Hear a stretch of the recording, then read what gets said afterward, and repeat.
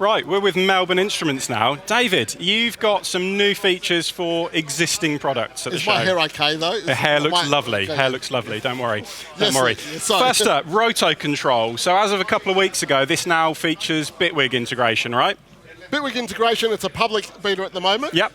So the 3 modes on Roto-Control, MIDI, plug-in and mix. So plug-in and mix mode were native implementation with Ableton Live. Yep. So now Bitwig users have exactly the same functionality, maybe a little bit more in certain areas, in plug-in and mix mode.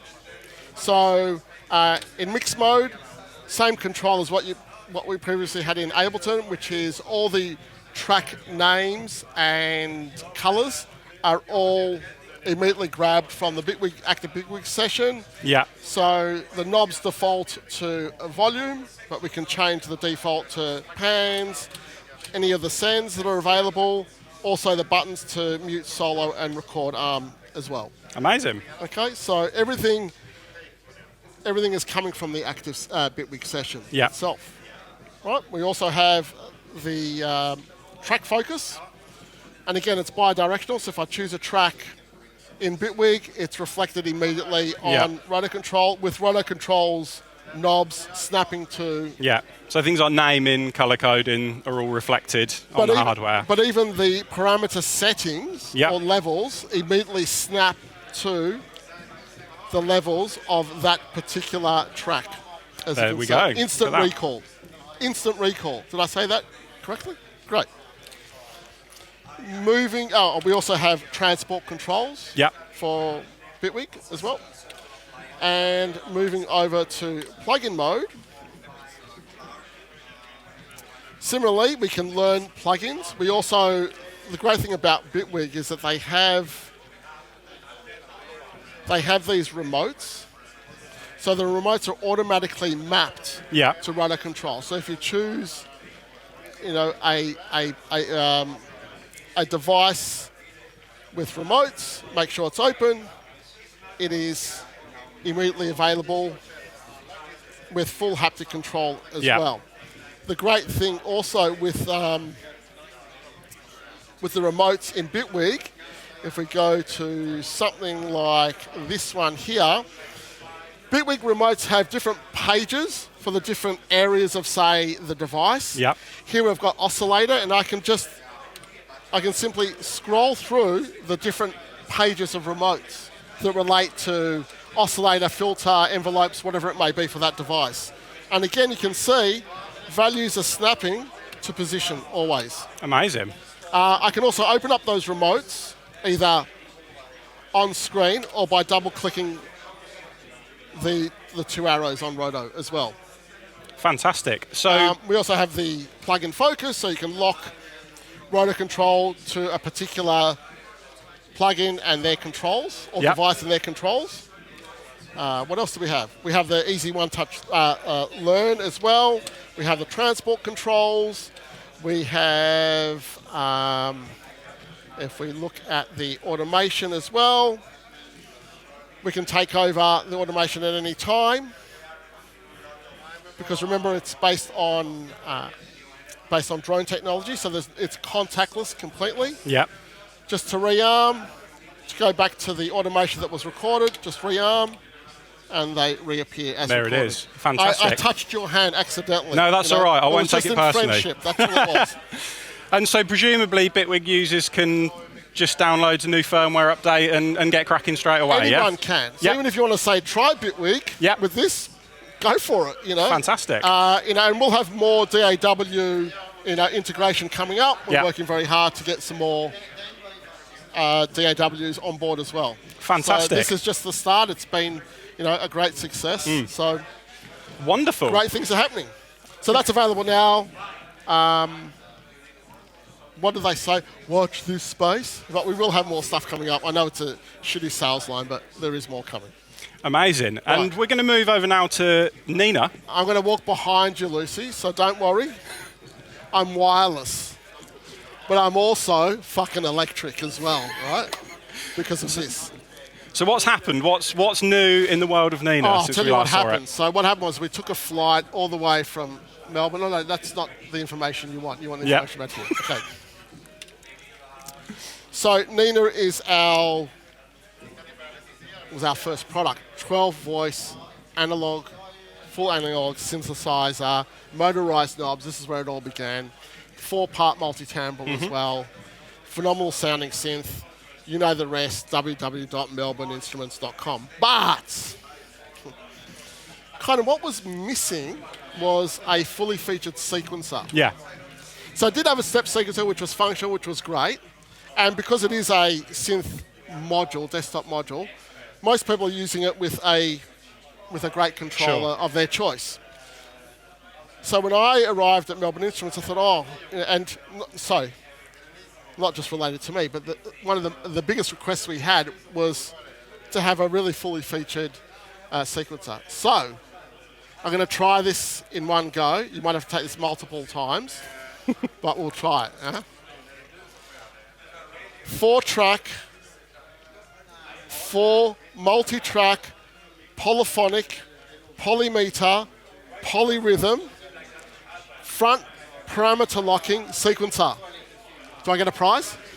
That's a catchy name. The prize is it's a free update. It's a public beta at the moment. It's a free update for all Nina users and, all the new Nina users. We've also included 64 new noise types. Right. To help with, percussive type sound design as well.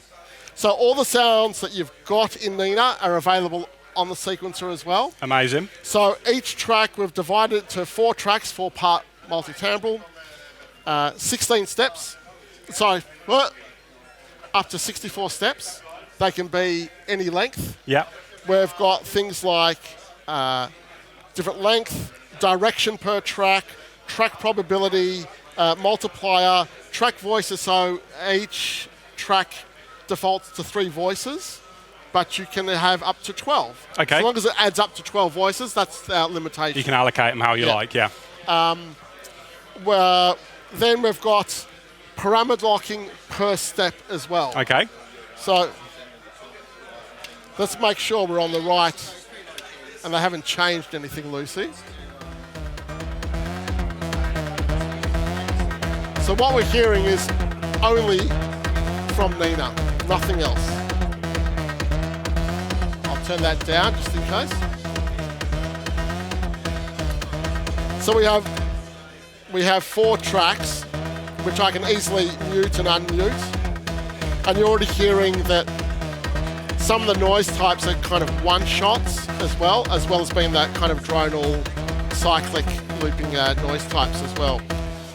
We can play a chord per step, and let me show you a different pattern where we can actually see the per step automation because we can animate the front panel.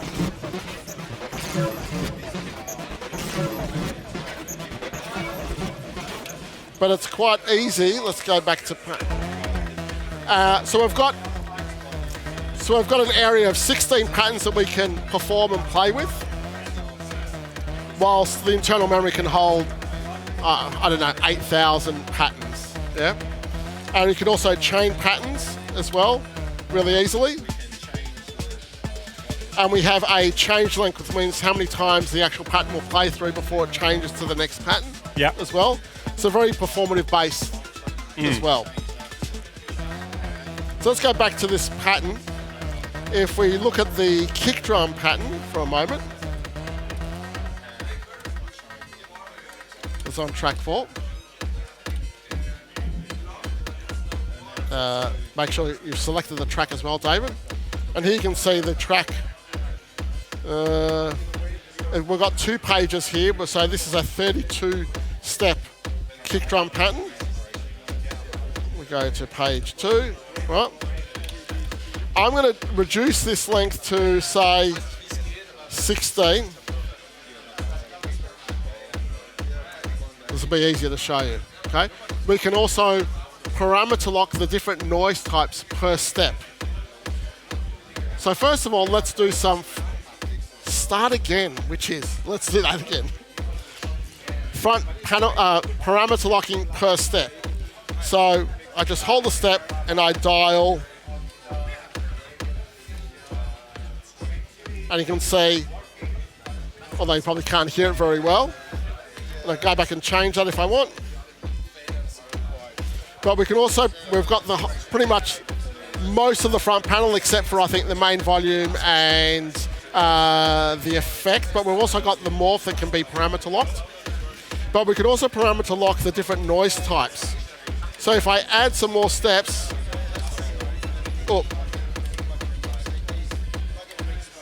I'll change this noise type.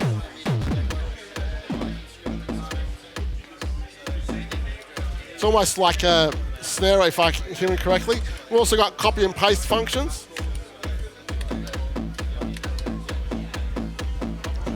I can change the overall track sound at any time.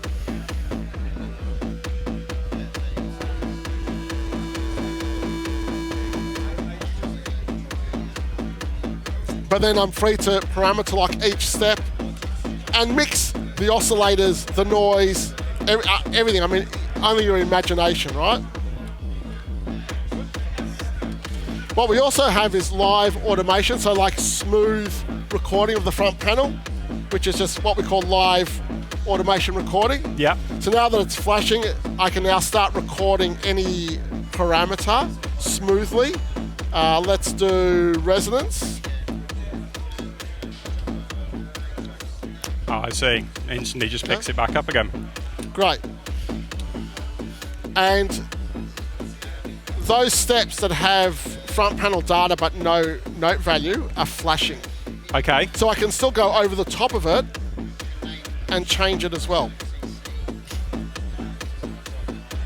Fantastic.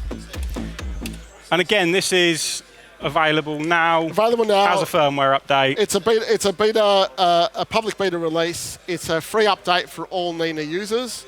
If you're a current Nina user, we also have a free magnetic overlay that explains some of the new sequencer functions. Got you. So that's free as well. You go to our website and we happily kiss it and send it off to you wherever you are in the world. Updates the panel. David, thank you very much. No, thank you very much. Been a pleasure.